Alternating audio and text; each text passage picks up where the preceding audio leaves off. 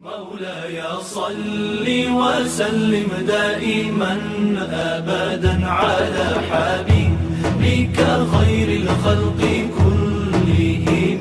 مولاي صل وسلم دائما أبدا على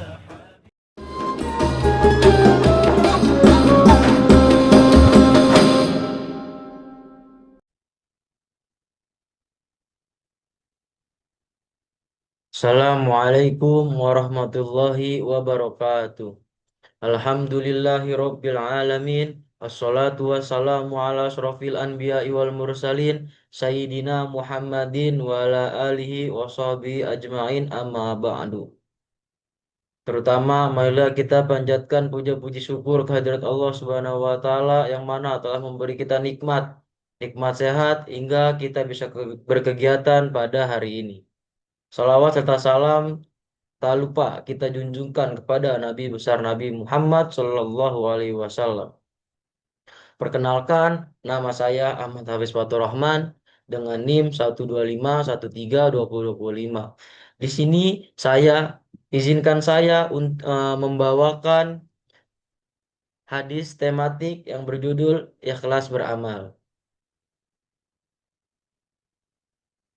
Dan ini hadisnya An Ibni Abbas radhiyallahu anhuma an Rasulullah sallallahu alaihi wasallam fi ma yarwi an rabbihi tabaraka wa ta'ala qala innallaha katabal hasanati wa sayyi'at summa bayna zalik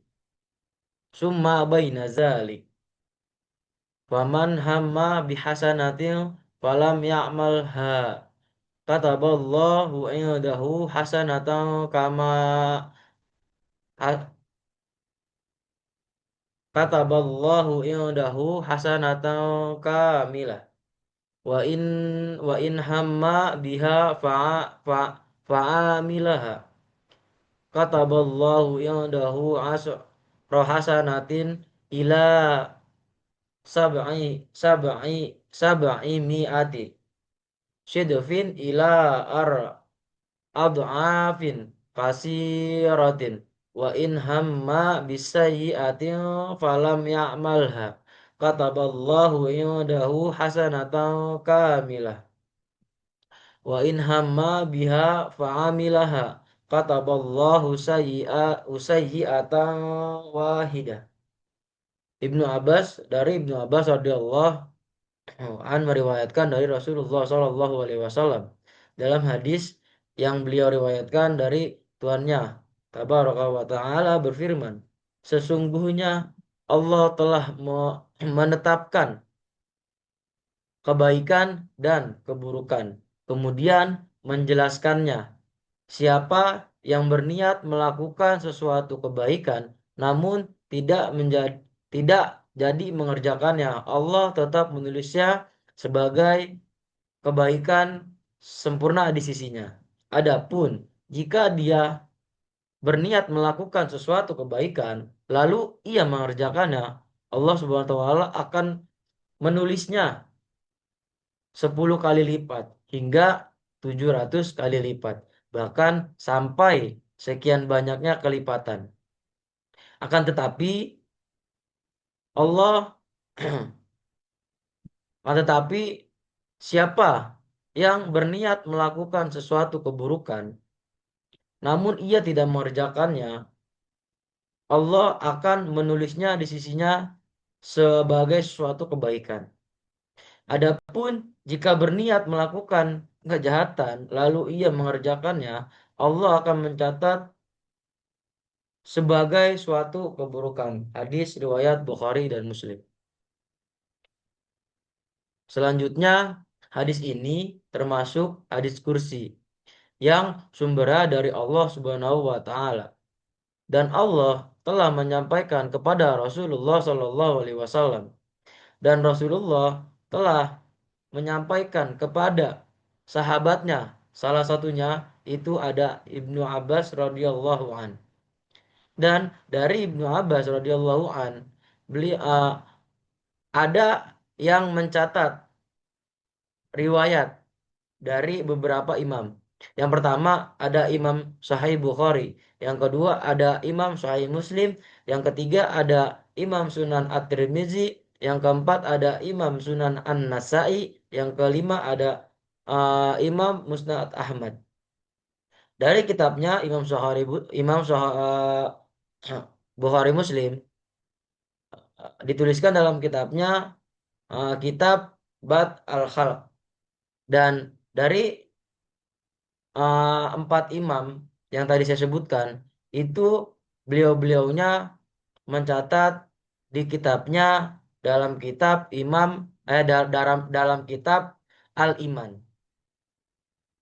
Oke, selanjutnya eh, di sini saya akan menjelaskan penggalan hadis yang berjudul perbuatan-perbuatan yang bernilai pahala dan dosa. Hadisnya, innallaha katabal hasanati wasayyi'at summa baina dzalik. Artinya, sesungguhnya Allah telah menetapkan atau mencatat kebaikan-kebaikan dan keburukan-keburukan, kemudian Allah menjelaskan hal itu.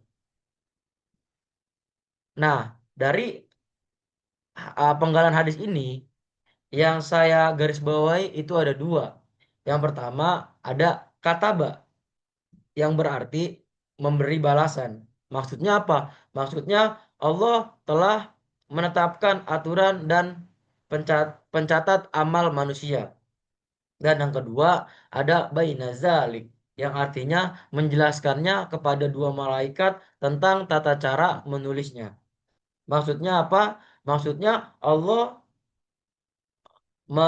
menerangkan secara terperinci bagaimana pahala dan eh, pahala-pahala yang kita perbuat atau dosa-dosa yang kita perbuat maupun itu terlaksana atau itu tidak terlaksana. Dan yang perlu kita ketahui, Allah Subhanahu wa taala telah eh, memerintahkan pada dua malaikat. Siapa saja? Yaitu malaikat Raqib dan Atid untuk mencatat amal-amal baik dan amal-amal buruk manusia. Jadi dari hadis innallaha katabal hasanati wasayyi'at summa baina zalik,